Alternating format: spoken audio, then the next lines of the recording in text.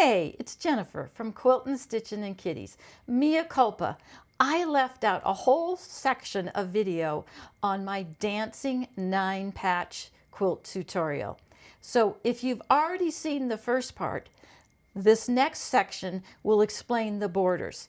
If you haven't watched the first video, watch that first and then come back to this one. I am so sorry, but I'm still learning. I hope you're okay, and I will see you guys all real soon. Thanks for the patience. After you finish the 9 patches, then we add the two-sided border. The two-sided border is only cut at 2, so it's going to finish at 1.5.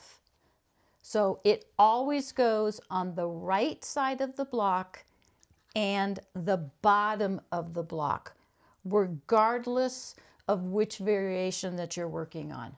So always 6.5 inches on the right side, the short border, and 8 inches for the long border on the bottom.